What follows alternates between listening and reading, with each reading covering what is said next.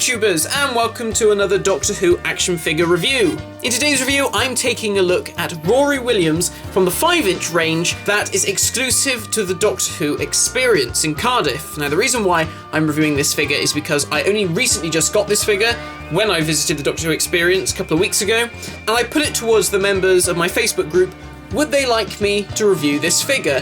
And a lot of people voted yes, and in fact, it only just got beaten by the Dalek Invasion of Earth set that I reviewed the other day. So I thought, well, let's have a look at this figure. Now, normally this is the segment where I would look at the packaging. Unfortunately, I threw the packaging out, very short-sighted of me, but I had no plans to actually review this figure. I was just going to buy it and keep it. So I apologise for that, but it just comes on the standard blister card. So let's begin by taking a look at the articulation. So the figure comes with all of the standard articulation we expect from the 5-inch range. He has articulation at the head, but as you can see, it is very stiff. And any attempts to really force it is going to cause some paint rub on the collar of his shirt. So I don't really want to do that, but you can move it ever so slightly.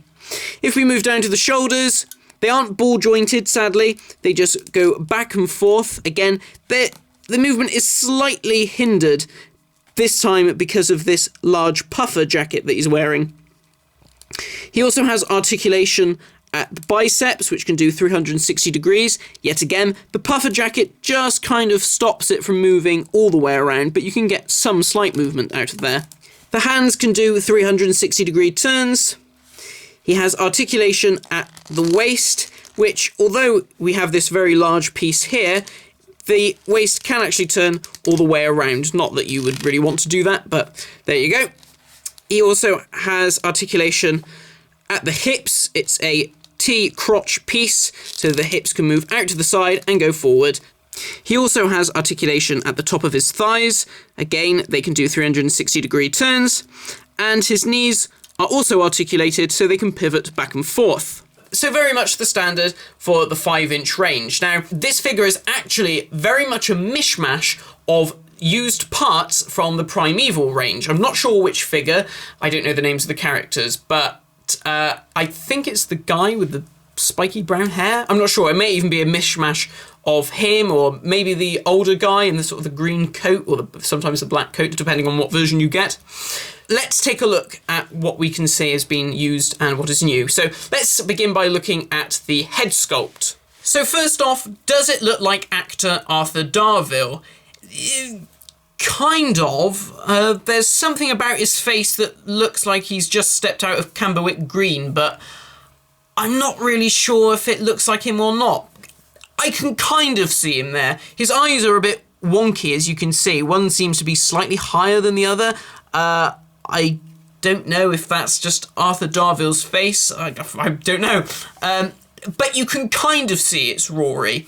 If we just take a look at him on the side, you can see that there maybe is something of Arthur Darvill there. But overall, I'm not sure if the likeness is 100% spot on, especially if you compare it to some of the other figures in the 5-inch line. But despite that, you can see who it is supposed to be, but there is some nice sculpting with the hair and the detail for the eyes. Although the sculpt for the hair is very good, unfortunately there isn't much in the way of paint apps. It really is just a solid brown colour. If we move down to the torso, we have the grey shirt and the black puffer jacket. Now, I'm not sure what story this is supposed to be from.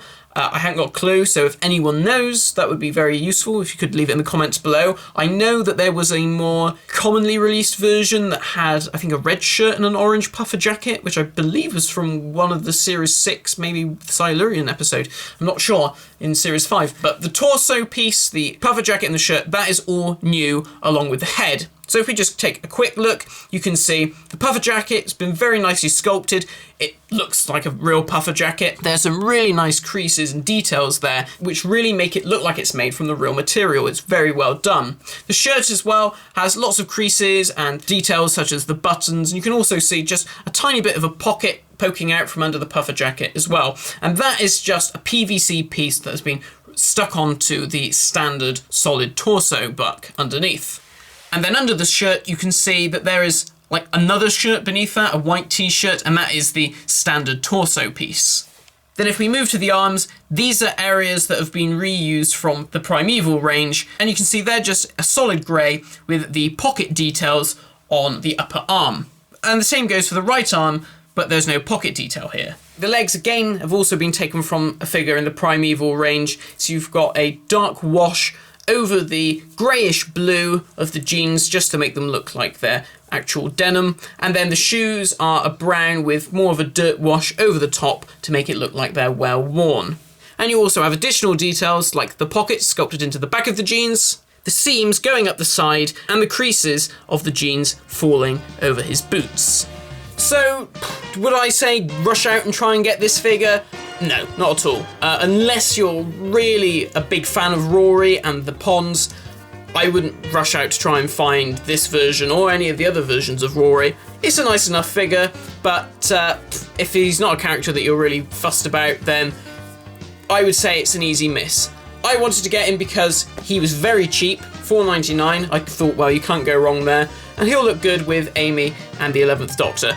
So thanks for watching this review, guys. I know this is quite an old figure to be looking back over, but there was some interest from people on my Facebook group about me going back and reviewing some of the old 5-inch figures from the new series that I haven't reviewed, because there were loads that I never looked at.